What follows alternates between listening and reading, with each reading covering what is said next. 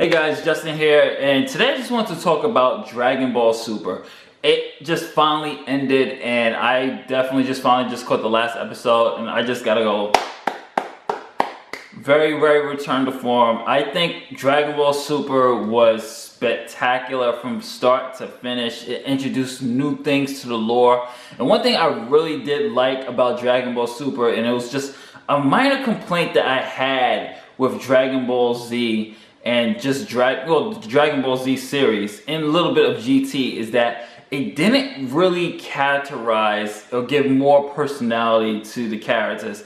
Dragon Ball Super really fixed those problems, and this is just basically an overall series review. I'm not going to go too heavy on the plot because just in case people have not watched it yet, but I will definitely say this is a worthy addition to the franchise, and this is probably a nice way of rewriting what I guess some of the mistakes that they did in GT and just really putting more of a mythos into the Dragon Ball universe, which I really do appreciate. And they did still take some elements from GT, and I'm going to talk a little bit towards the end of what elements I think should return once the series picks up again, or when a new Dragon Ball series picks up again. One thing I did like is that they did implement the movies such as the Return of Frieza and Beerus, the God of Destruction movies, and they put them as episodes, piece by piece, which is kind of a slick way, by the way, but they did it piece by piece to show you the continuity of everything. And this takes place right after the Buu saga, which I was really happy about.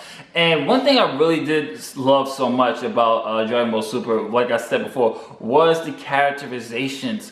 So we really got to see more of Goku's flaws. We got to see more of Vegeta's flaws, and there's more exploration, especially on Goku's personality, of how he can be a little bit too sure of himself, and how just his Saiyan blood and the love for battle really can cost people's lives and just cost things and just really cause chaos. And you saw that when it came to the Tournament of Power, how Goku's love for battle really put the universes all at stake. When I really did like that people were blaming Goku and really made Goku a marked man. We saw a real characterization with Gohan. We saw more progression. We saw Gohan return back to form. I was hoping that the rumors were going to be true, that we were going to see Gohan ascend to another level. Unfortunately, spoiler alert, we didn't. Gohan did not really do much at all, which is disappointing because he is my favorite Dragon Ball character besides Vegeta. Speaking of Vegeta, we saw much more layers to him. We see Vegeta become I would say more humanized. We see him becoming this growing into his own as this family man. We did see that in GT, but we really see it here, especially when somebody else is born who is from GT. That's the last spoiler I'm gonna say, but yeah, we really get to see Vegeta really coming into his own as a family man and really fitting into the role as a protector of good, as opposed to how he first started in Dragon Ball Z when he was under Frieza's rule and he really just wanted to just destroy everything, very selfish and everything else. But now he's still selfish, but he is more conscious of those around him, and he's really becoming, not saying more like Goku, he's more still anti-hero, but he stands for what's right. He has reason, he has purpose, and that's one thing I really did like what they did with Vegeta's character and his arc. They gave him purpose. Now, what was the best arc? We had a couple of arcs. We had the God of Destruction arc, we had the Return of Frieza, we had the Hit Saga, we had Goku Black Saga, and then we have the Tournament of Power. I would definitely say my favorite arc throughout this entire series was the Goku Black Saga, and I'm going to explain why. Once again, it shows more of Vegeta's humanization, especially when he goes to help Future Trunks, and one of my favorite scenes from the Goku Black Saga is when Vegeta is seeing all these poor people, all these people who have been affected by Goku Black in this dystopia apocalypse, and he brings them food from Bulma, and you just see Vegeta's face, and the music really did a good job of complimenting Vegeta and really bringing out this kind of emotion. I would say out of all the Dragon Ball series so far. This one is definitely more, hits you more with the emotional impact when it comes to the music production. The music production was very solid, really made you feel for the characters, especially Vegeta, when they kept playing this song. It's in episode 2 when he takes Trunks to the park, to the amusement park, and he's on a ride, and you hear that music. It's such a beautiful soundtrack.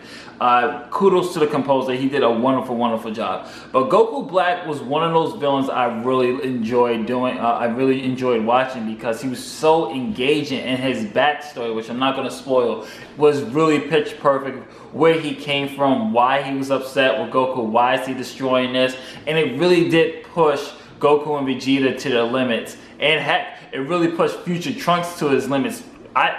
Future Trunks has to be the strongest normal Super Saiyan ever. Like, just the heights and levels that he went to just go toe to toe with Goku Black was phenomenal. I love Future Trunks' arc. I really want to see more of that explored in future renditions of Dragon Ball. He is just absolutely amazing, and Trunks still remains to be a dominant force in the Dragon Ball universe.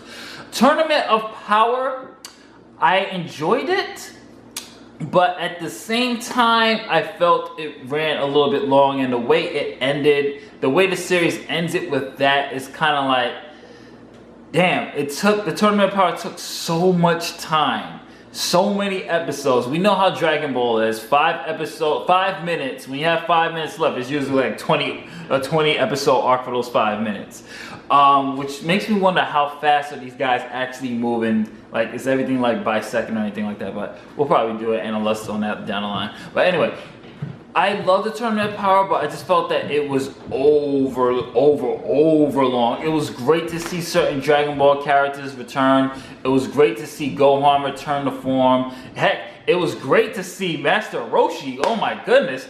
To see them really put Master Roshi back in the forefront to show you that, yeah, he's still Master Roshi. He's still that pervert, but he can still mess people up. I mean, he's still such a brilliant strategist at his age to still be able to hold his own.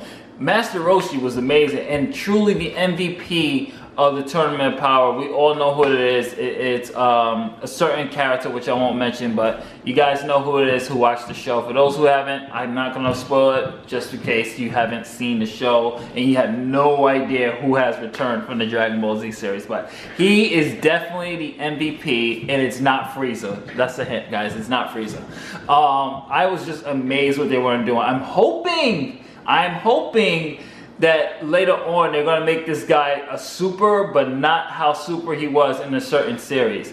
And we did see elements of GT in this, and heck, we saw elements of Dragon Ball AF. And for those who don't know what Dragon Ball AF is, Dragon Ball AF was like this fan theory, like this fan community that had like Super Saiyan 5 with Goku with gray hair. And for those who've seen the Ultra Instinct already, you know this gray or white hair. For those who've seen the Ultra Instinct, you know that was kind of like a little bit of a nod to those who are part of the Dragon Ball AF community.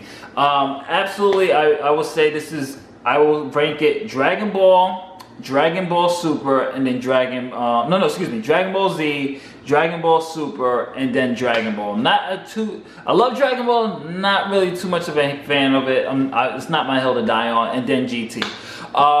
Speaking of GT, to wrap this up, I want Baby.